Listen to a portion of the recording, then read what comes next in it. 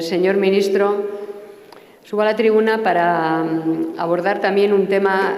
que tiene que ver con la justicia, no solo con la ley, sino sobre todo con la justicia, que tiene que ver también con el terrorismo y que tiene que ver también, por cierto, con las torturas. Decía Jorge Basenberg, catalán ilustre, a pesar de este apellido, que solo hay una contradicción mayor que la de negar la democracia a los antidemócratas, una contradicción mayor que la de negar la democracia a los antidemócratas, cosa, por cierto, que nunca hemos querido hacer. Y esa contradicción es la de tolerar que estos, los antidemócratas, acaben democráticamente con ella, con la propia democracia. Esto que podría parecer un trabalenguas no es sino una declaración de principios. Los demócratas respetamos la ley y la democracia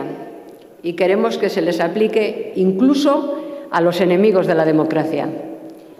Y buscamos y protegemos que se aplique la ley, insisto, incluso a los enemigos de la democracia. Esto es lo que nos diferencia fundamentalmente. Y en relación con el debate anterior, que tiene que ver con este debate también, permítame que le añada una reflexión complementaria a las suyas que hemos compartido desde nuestro grupo parlamentario, a las que ha hecho usted en esta tribuna.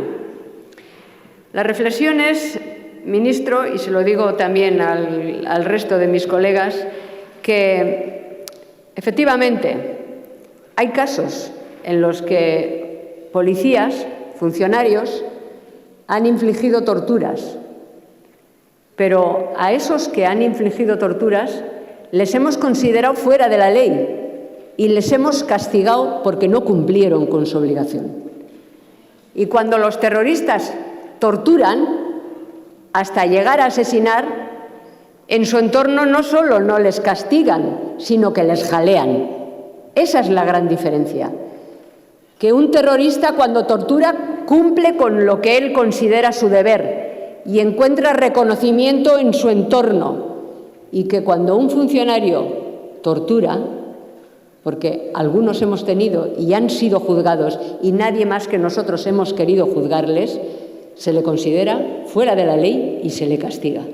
Ese es el valor de la democracia, que la aplica para todos y que efectivamente, porque la aplicamos y la respetamos, quien me ha precedido en esta tribuna en el turno de diputados haciendo uso de la palabra, ha podido estar hoy aquí. Porque si sus colegas, aquellos en cuyo nombre habla,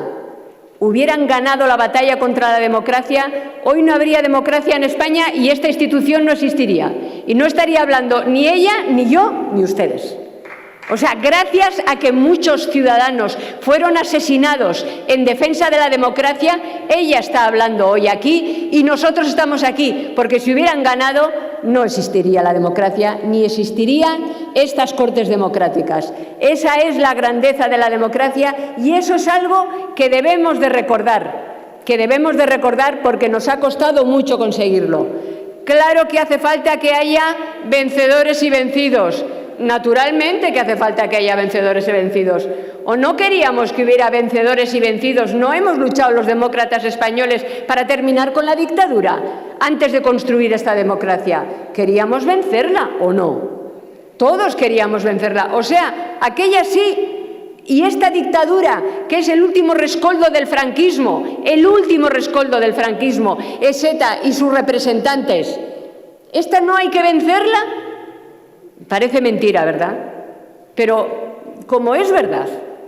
y como estas cosas se dicen, y se dicen en sede parlamentaria, y no se dicen para que las escuchemos nosotros, ministro, usted decía, parece mentira que no sabe usted dónde habla. Sí, usted ya sé que era retórica por su parte, pero ella no hablaba para nosotros. Ella habla para los suyos, y ya sabe que nosotros no somos de los suyos. Ella habla para su entorno, para aquellos que le han puesto aquí, no habla para nosotros, pero cometeríamos un error si no le diéramos réplica, porque hay muchos de los nuestros, y los nuestros son todos los demás, los que votan una cosa u otra, que sí quieren que les expliquemos y que sí quieren que hagamos un discurso político como el que usted, ministro, ha hecho, y no me duelen prendas en reconocerlo, porque cuando estamos de acuerdo,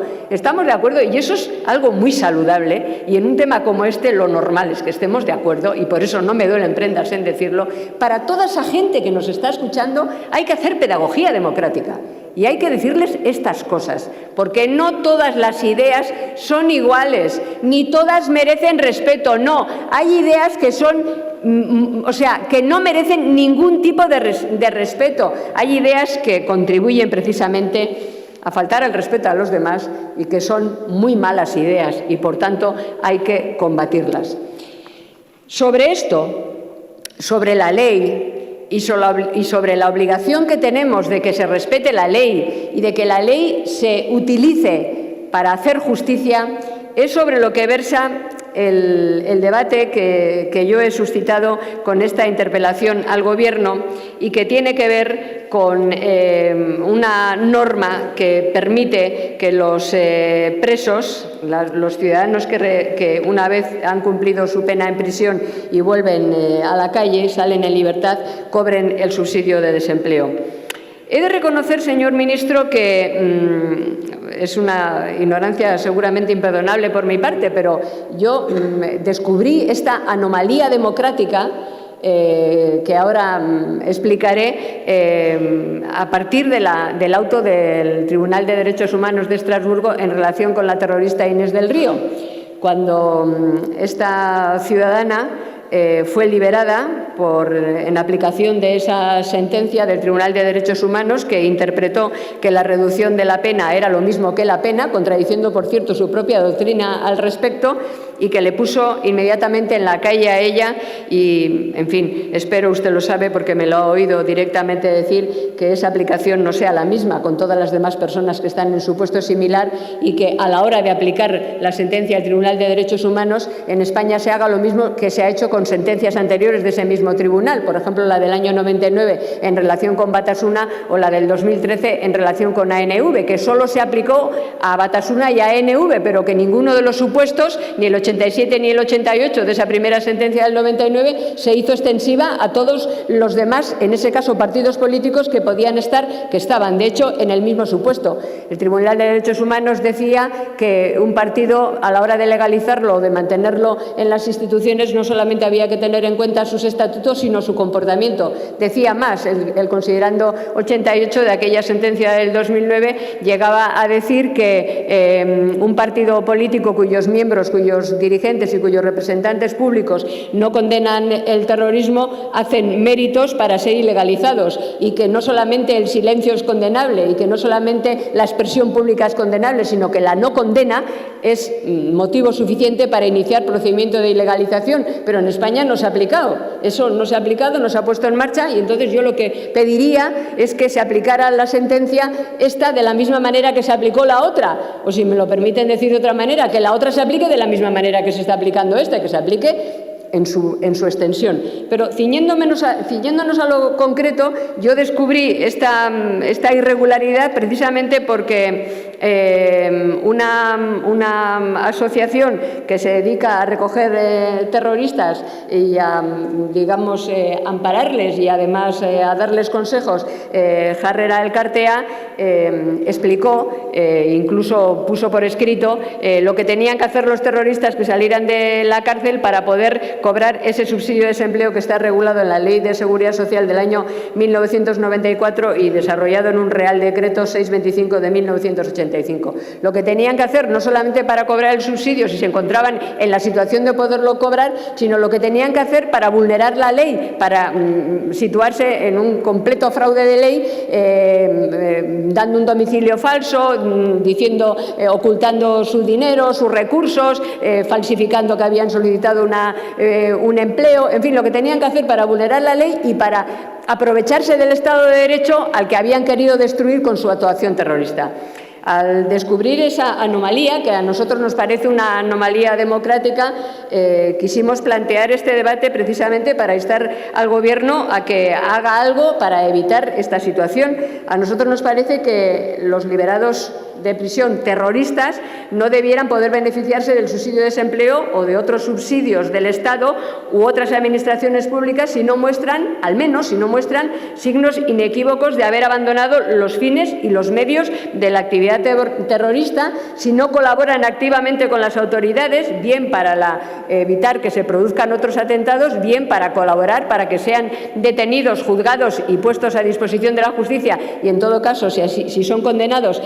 puestos en prisión aquellas personas que todavía siguen libres por delitos terroristas, por asesinatos que cometieron y que no han sido juzgados. Es decir, que lo mínimo parecería, señor ministro, que a estas personas a las que se les va a pagar un subsidio de desempleo no se produjera ese automatismo. Es decir, que por el mero hecho de haber estado unos meses o unos años por asesinos en las cárceles no salieran a la calle y, además de actuar en fraude de ley, cobraran un subsidio de desempleo, o sea, de los impuestos de todos los españoles, de los dineros de todos los españoles, de todos los ciudadanos a los que en algunos casos han asesinado y, en todo caso, a los que viven en una sociedad plural y democrática que ellos han querido destruir. Es por eso, señor ministro, que le planteamos en nombre de nuestro grupo la necesidad, y le preguntamos, pero desde la perspectiva de que es necesario, de que pongan ustedes en marcha alguna iniciativa. A nuestro juicio es la modificación de este Real Decreto, pero puede haber alguna otra,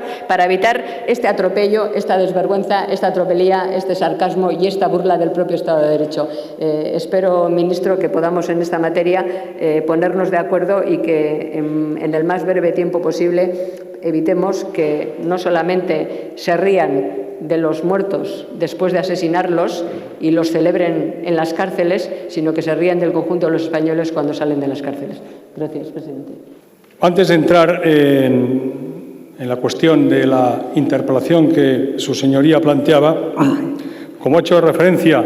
a un tema que está de candente actualidad, cuál es el fallo del Tribunal de Derechos Humanos de Estrasburgo, del que, en definitiva, por la alarma social que ha generado, trae causa, interpreto yo, pues esta interpelación, quiero manifestarle un par de reflexiones. Una, que la grandeza y la servidumbre del Estado democrático y de derecho que su señoría y yo deseamos, como muy bien hemos expresado, entiendo, con ocasión del debate anterior, se manifiesta también cuando tienes que acatar fallos cuyas consecuencias te parecen injustas e incluso repugnantes desde el punto de vista de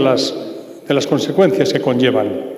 Pero esa es la grandeza y la servidumbre del Estado de Derecho. Y yo debo decirle que cuando yo digo, hablando de esta tribuna como ministro y por tanto en nombre del Gobierno, que en el fallo de ese tribunal en esta ocasión nos parece injusto, es para ser coherentes con los actos del Gobierno, porque precisamente porque el fallo de primera instancia nos parecía injusto, es por lo que la Abogacía del Estado, en nombre del Reino de España, pues recurrió ante ese tribunal. Y ese recurso ha sido desestimado. Por tanto, en coherencia con nuestra posición, hemos de decir que estamos contrariados, que lamentamos profundamente ese fallo, pero que no nos queda más remedio que acatarlo. No nos queda más remedio que acatarlo como Gobierno, en la medida que el Tribunal Constitucional ha sentado una doctrina en relación con la interpretación y aplicación de las decisiones de ese tribunal, según la cual, me refiero doctrina del Tribunal Constitucional, corresponde a los órganos jurisdiccionales competentes la valoración jurídica de ese fallo y los efectos que se derivan de esa valoración. Por tanto, en el caso que nos ocupa, para los terroristas es la Audiencia Nacional el órgano jurisdiccional competente. Para los casos de delitos que no son calificados de terroristas serán los tribunales juzgadores, en su caso, las audiencias provinciales correspondientes. Primera reflexión. Segunda reflexión, señora Díez. Inés del Río Prada ha salido sonriendo de la prisión de Teixeiro de La Coruña, en virtud de la orden de la Audiencia Nacional de la Sala de lo Penal de excarcelación de la misma en cumplimiento, según los términos que antes comenté, de ese fallo del Tribunal de Derechos Humanos de Estrasburgo. ¿Cree usted, señoría, que esa terrorista ha estado dedicada a su actividad terrorista, ha sido condenada por 25 asesinatos para un día salir riendo en virtud de un fallo del Tribunal de Estrasburgo, homologando en cuanto a consecuencias jurídicas del fallo su actuación a la de violadores en serie o criminales en serie. Esa persona, con su actuación terrorista, y su señoría lo sabe muy bien, cogió la vía del terrorismo, la vía del asesinato, para intentar conseguir unos determinados objetivos, que no los ha conseguido porque ETA ha sido derrotada. Ellos son los vencidos, efectivamente. Por tanto, su sonrisa no es la del vencedor. En todo caso, podemos entenderlo humanamente como la alegría de quien se ve liberado de la cárcel. Pero no es la alegría, precisamente, ni la sonrisa que se corresponde con un presunto luchador por la democracia, ¿verdad?, que finalmente ha conseguido sus objetivos. Usted, señoría, lo sabe muy bien y todos los que estamos aquí lo sabemos muy bien. ETA ha sido derrotada. El Gobierno, desde el primer día, ha declarado que no nos conformamos con el cese de su actividad terrorista, que exigimos su disolución incondicional. Ha quedado patente que el Gobierno ni ha negociado, ni negocia, ni va a negociar con los terroristas. Que el Estado de Derecho no está en suspenso, que seguimos trabajando para que por las buenas o por las malas ETA se disuelva. Y cuando digo por las malas, quiero decir que quede reducida en la práctica a unas meras siglas sin contenidos, como puede ser el Grapo, que jamás se disolvió formalmente, pero pertenece a nuestro siniestro pasado. Y creo que la labor realizada por el Gobierno lo acredita, porque 67 personas en España y fuera de España, en Francia, en el Reino Unido, en Italia, etcétera, han sido en este año y medio localizados, detenidos y puestos a la disposición de la justicia por pertenencia o vinculación con la organización terrorista ETA. Eso después de haber declarado el cese de su actividad terrorista, lo cual prueba que efectivamente ni el Estado de Derecho está en suspenso, ni el Gobierno baja la guardia, y así vamos a seguir actuando, como le digo, hasta conseguir su disolución. Y al hilo de estas y hechas estas dos reflexiones, señoría, usted trae aquí esta interpelación en la que plantea que, con ocasión, y usted misma lo ha reconocido, que desconocía que hubiera esa legislación que permite no solo a los terroristas, sino en general a los penados, una vez su pena privativa de libertad pues queda extinguida y salen en libertad, gozar de unos determinados subsidios. Lo que en su interpelación llama subsidio de desempleo, sabe su señoría que es, con precisión, subsidio de excarcelación, que es una modalidad de protección de desempleo y que tiene carácter asistencial. Es muy importante resaltar esta consideración de carácter asistencial, por lo que después diré, y como la ministra de Empleo se ha encargado, y con razón, de reiterarme en las conversaciones intensas que, como no puede ser de otra manera, y en perfecta coordinación, estamos llevando para el desarrollo de esta interpelación y, en su caso, la eventual moción subsiguiente. Usted sabe, señoría, que el artículo 25 de la Constitución determina que las penas privativas de libertad estarán encaminadas a la educación y reinserción social. En cumplimiento de ese mandato constitucional, impregna nuestra legislación penitenciaria y todo nuestro ordenamiento jurídico una serie de medidas de carácter asistencial tendentes a facilitar la reinserción social de aquellas personas que han cumplido con sus condenas, con su pena privativa de libertad. Y en ese marco hay que encuadrar pues esa medida a la que me he referido. Es verdad que se ha producido una situación como la que ahora estamos viviendo, que ha generado pues alarma social, y creo que es oportuno que tratemos una cuestión como la que su señoría plantea. Dicho eso, yo tengo que decirle que el Gobierno, de todas maneras, está desde el primer día trabajando para que situaciones injustas como que los terroristas se beneficien del estado de bienestar que ellos han pretendido dinamitar mediante esa socialización del sufrimiento y del terror durante décadas, con sus prestaciones sociales les ayude. De tal suerte, por ejemplo, que antes de que se produjera esta alarma social, ya hemos implementado medidas que están en vigor que impiden que los terroristas puedan beneficiarse del conjunto de medidas de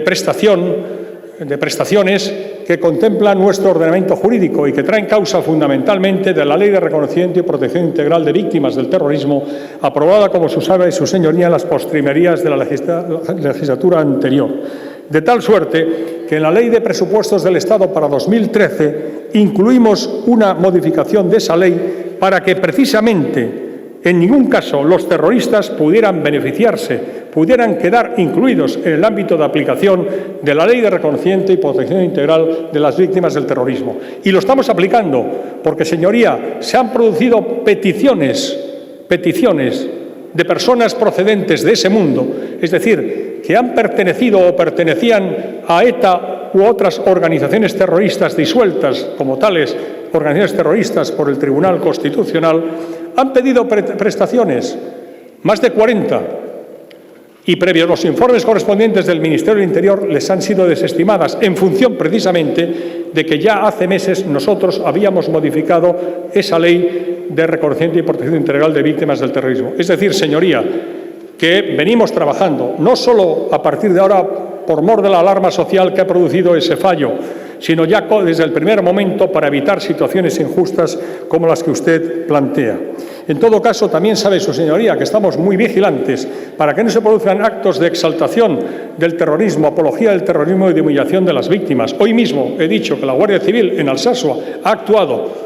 esta mañana mismo. Y sabe su señoría muy bien que la Guardia Civil llevó a cabo una extraordinaria operación policial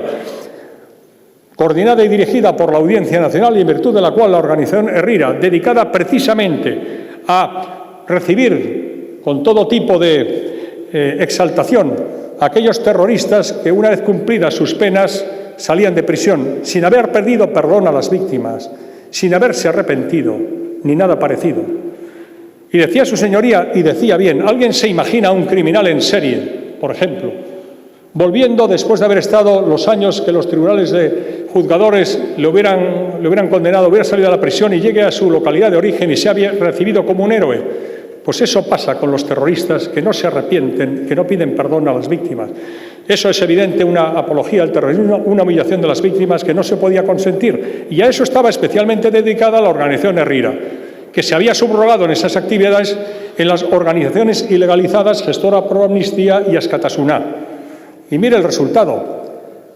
Simultáneamente, en una operación de la Guardia Civil, dirigida y coordinada por la Audiencia Nacional, pues en Hernani y Guipúzcoa, en Bilbao, en Vitoria y en Pamplona fueron detenidas las 18 personas que componían la llamada Dirección Nacional de Herrira. Han sido bloqueadas sus cuentas bancarias, borrados todas sus redes en Twitter, Facebook, páginas web. Ha sido decretado por la autoridad competente de la Audiencia Nacional el cese cautelar de sus actividades durante 2 años. Han sido puestas en libertad, pero imputados por el delito de pertenencia, financiación y ensalzamiento del terrorismo. Esos son hechos, no solo palabras, y lo hemos hecho hace pocas semanas, como su señoría sabe. Y también le digo una cosa, y se lo digo a su señoría, pero como bien decía su señoría, para que otros que nos están escuchando tomen buena nota de lo que digo, que no crean que no sabemos que algunos pretenden subrogarse clandestinamente las actividades de Herrira. Que sepan que sabemos que están en libertad provisional y que está decretado el cese cautelar de sus actividades. Algunos pretenden continuar clandestinamente ahora las actividades de Herrira. Nosotros lo sabemos y que se atengan a las consecuencias. Señoría, y entrando en lo concreto que usted dice, le puedo asegurar que vamos a estudiar el Ministerio de Empleo y Seguridad Social, el Ministerio de Interior y otros ministerios, en su caso, con toda atención, lo que usted plantea. Hagamos de la necesidad virtud. Usted tendrá mañana hasta las 20 horas para presentar su moción, pero el debate no lo tendremos hasta dentro de 3 semanas, según el calendario de sesiones plenarias. Por tanto, vamos a tener tiempo para discutir lo que usted plantea y, en su caso, medidas adicionales. Ya le manifiesto desde ahora nuestra firme voluntad de trabajar conjuntamente para ver cuáles son las medidas legales que podemos establecer para que efectivamente aquellos terroristas que son excarcelados, que no han pedido perdón, que hacen apología del terrorismo, que humillan a las víctimas, que no se arrepienten de sus crímenes, encima se beneficien de prestaciones asistenciales del estado de bienestar que ellos han pretendido dinamitar durante todos estos años, el Estado democrático y de derecho español. Solo hay unas líneas rojas para esa voluntad de consenso y de diálogo que yo le ofrezco, señora Díez, y que estoy seguro que usted compartirá. La constitucionalidad de las medidas que podamos establecer, los derechos adquiridos de esas personas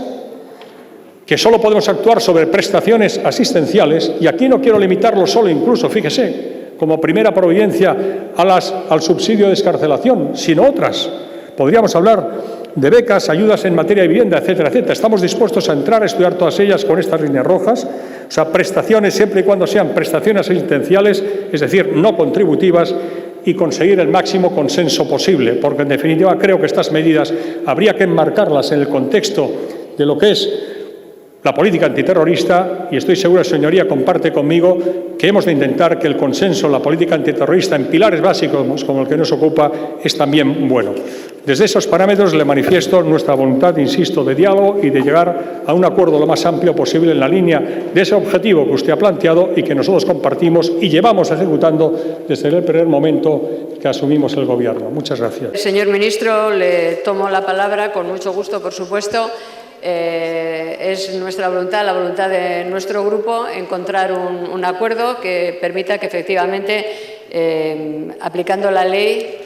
toda la ley, ni un paso más que lo que la ley permita, pero ni un paso menos que lo que la ley permita, podamos evitar esta burla, este sarcasmo y este abuso que se está produciendo. Me alegro, ministro, de conocer lo que usted me ha dicho, que ya estaban trabajando. Es lo cierto que esto nos va a ayudar porque, aunque estaban trabajando, hasta el momento presente las normas no se han cambiado y de esta situación se pueden beneficiar las personas que estén solicitando la ayuda y que no hayan incurrido en fraude de ley, tal y como yo le planteaba en mi primera intervención, pero ciertamente tenemos que hacer de la necesidad virtud y ahora que, en fin, conocemos en sus términos exactos esta situación que se está produciendo, absolutamente injusta,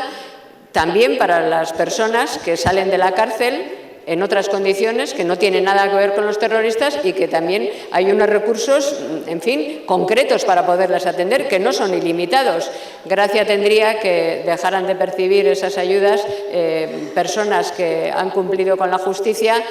para que las perciban los terroristas, que ni han cumplido con la justicia, ni se han arrepentido, ni han colaborado con la justicia y, efectivamente, cuando terminan su excarcelación no han cumplido con aquello que la Constitución persigue en su artículo 25, que es los elementos básicos y mínimos para la reinserción. Por tanto, trabajaremos en ello. Efectivamente, presentaremos la moción mañana mismo y estaremos abiertos a todas las enmiendas que nos puedan hacer, a todas las mejoras que nos puedan sugerir desde su grupo y, desde luego, desde otros grupos parlamentarios para, en fin, acabar con esta burla y para ordenar esta situación.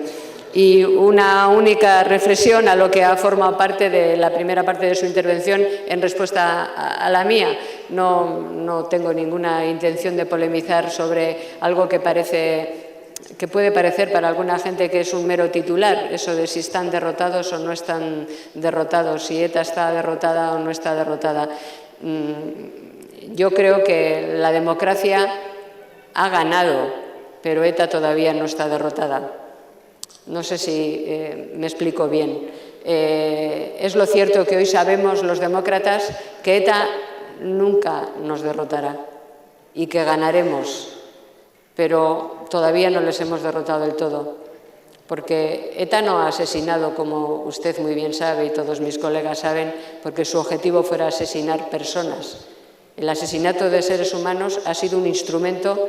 para derrotar a la propia democracia. No era su objetivo, era su instrumento.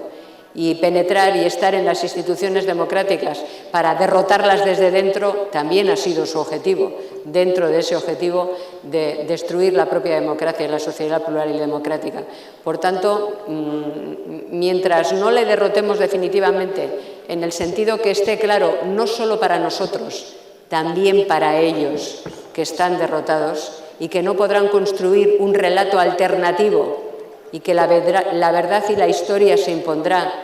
y que habrá justicia, y que habrá dignidad, y que habrá memoria, mientras ellos no lo tengan claro, no les habremos derrotado definitivamente. Y en esa tarea tenemos también que estar unidos, en una tarea de hacer pedagogía democrática en ese sentido. Porque ciertamente la sonrisa de una terrorista cuando sale de la cárcel, dice usted, no es de alegría. Yo no sé, no me atrevo a juzgar, pero sí puedo juzgar y compartir con usted seguramente que lo que es indiscutible es que es insoportable las lágrimas de las víctimas.